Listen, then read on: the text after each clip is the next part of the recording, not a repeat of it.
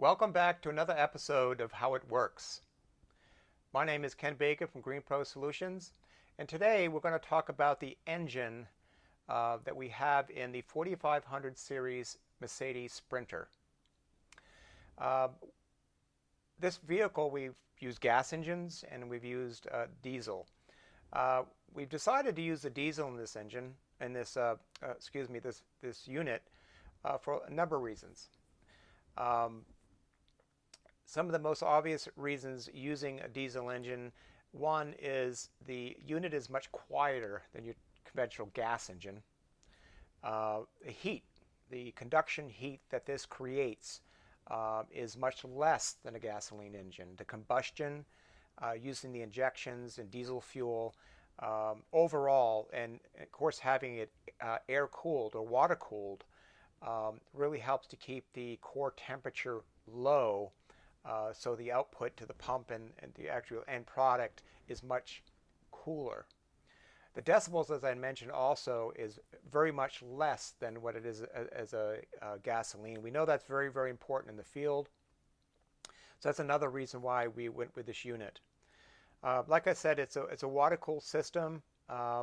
Ventilation to the front is very, very important. You can see the radiator here is facing the back side, so it's very important never to shut the door. You will suffocate the engine and overheat it, and it will shut down automatically. And then it'll need to cool down, then you can restart. So keeping that back door open is very important. Some of the features on this unit, we'll start from the top here. This is your throttle, which once you start the engine, this is your throttle to increase your RPMs. Now to start it, you have your key here. You turn it in the on position. And diesel engines have what they call glow plugs. When it's lower temperatures, the glow plug is set for 9 seconds. So it actually warms the engine, if you will, a little bit before you start it. It helps protect the starter and the integrity of the engine by using that. And then once you start it, you can use your throttle to get it to the RPMs that you need or required. A feature of this engine in comparison to a gas engine is typically a gas engine, if you want to get your 75 and 100 feet, depending on the gun and the size of your hose, this would you would need 3,200 RPMs in a gasoline engine to reach your 75 at 700 psi with your regulator. What's unique about the diesel, it has a higher torque. So meaning you can run the same engine, this engine here, at 2,400 RPMs and have your PSI at 700 and still achieve the same depending on your gun and your hose. So the overall functionality of this, that it runs much lower temperature, it runs a higher torque, it's much more efficient with fuel, meaning you don't have to rev it as high, you could get the same result. A few of the other features on this unit is you have two filters here on the bottom.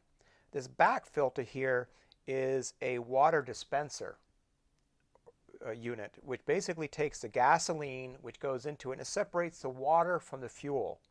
This itself has to be maintained about every 20 hours.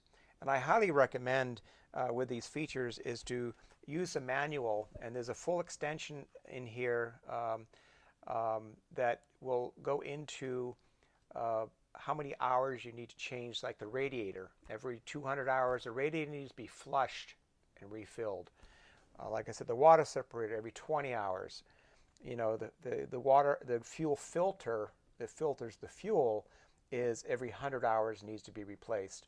And a lot of these different features need to be done for the integrity and the performance and longevity of this engine. Very, very critical. You do not want to get water into your system. So this is why they have not only the water separator, but the filter. This unit right here is your fuel pump, which actually pumps the fuel from the gasoline tank of the truck. Yes, this engine here pumps the fuel through a bean sump that is hooked to the vehicle's gas tank. This is certified through Mercedes. This is what they do. And so your fuel pump will actually pump from your truck. You do not need your truck running. It would automatically do that to feed the engine to do what it needs to do. The other features of this here is you have an air filter. This air filter also needs to be changed. I think that's every 100 hours. It needs to be cleaned or replaced if needed. Easy access, needs to get air. So all your air comes in from here and it blows out through the front of the radiator. A few of the other ideas on this are that there's an oil filter here. I know you can't see, but it's here that needs to also be replaced. Again, refer to your manual for the maintenance of that. You have your dipstick, you have your oil fill. Everything's really very accessible to this unit. I think that's all with this unit. There is a breaker up here that is for this engine. It's a 60 amp breaker. There's a fail-safe built into this unit, which is very important. When you go to start this, and say it's a little chilly and you don't have your glow plug set to heat the engine, preheat, your starter, you have your starter turn and you're cranking it more than 15 seconds, the breaker will blow. What that does, it protects the starter that you don't burn out your starter. And then you just basically push in the button, reset it, and you're good to go. So I hope you enjoyed this episode of how it works. Thank you. This is Ken Baker from GreenPro Solutions.